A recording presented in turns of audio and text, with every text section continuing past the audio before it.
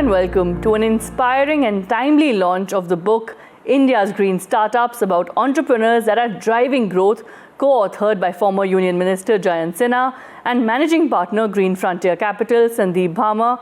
Thank you for your time. The book highlights startups ranging from AI-driven revolution in real estate to the transformation of urban transportation, EVs and battery innovation, to greener agriculture and sustainable footwear even. Which startup story really inspired you and stayed with you?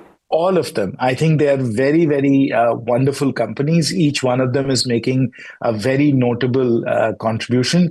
And, every time you're forced to pick like this, you say, I'm a parent, how can I pick among my children? They're all wonderful. And that's exactly the case with these companies.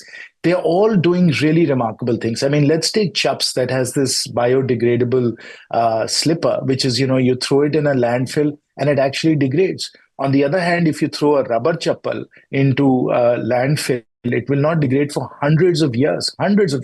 So that becomes a really big problem for us. Then we've got companies like Blue Smart, that is all electric ride sharing.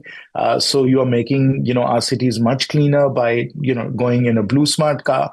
We have companies like Battery Smart that are enabling auto rickshaws to actually swap batteries and get on the road very, very quickly. Of course, you talked about the real estate company that's enabling real estate owners to get to much more sustainable futures. We have a company called Zero Cow Factory that is replicating, what you get from cow's milk in a reactor in a factory. So there are wonderful, wonderful business models, great innovations here, and we are very glad that we've been able to highlight them through this book. After closely studying the journey of India's green startups, how do you feel India can transition towards a greener and more sustainable future quicker and set an example for the world? That's a very good question. And the Honorable Prime Minister has said that we must get to net zero by 2070. And if we have to get to net zero, which means we have to basically stop all carbon emissions, make our economy much greener, make our cities much more livable. And of course, air pollution, as you know, is a very important part of this, which is if we can transition away from fossil fuels and use green sources of energy, we will cut down air pollution dramatically. Now, the only way in which we can do this is if we have wonderful, great companies that scale up and that, in fact, as I said, are decarbonizing as part of their business model.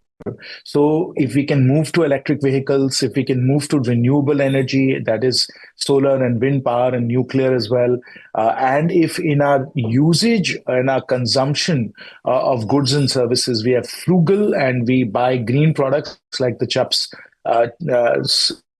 chappal I was telling you about, that's how we can actually get to net zero. So it's really about these companies. Government has a job to do in terms of setting policies and providing necessary incentives. But ultimately, every aspect of the economy, every company has to get to net zero. Jayant Sinha, just like your questions in the book, if you had a magic wand and would want to quicken the pace of the green transition for India, what would be your key ask from the Finance Minister this budget?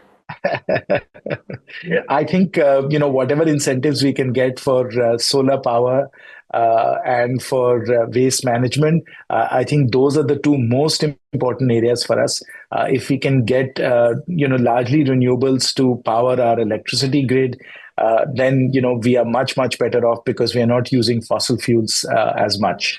Of course, we have subsidies for our electric vehicles, but the good news is that today it's actually cheaper in many cases to use an electric vehicle than to use a petrol or diesel vehicle. So their market forces are working. Things are moving very quickly. I'm very hopeful on electric vehicles. I think government has already put in place terrific policies there. So it's really in renewable solar power as well as in waste management that we have to put a little bit more emphasis as far as the budget is concerned.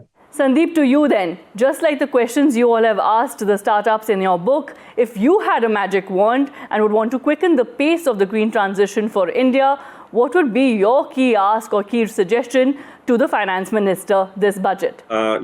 Cheaper availability of debt capital. So that would be obviously one.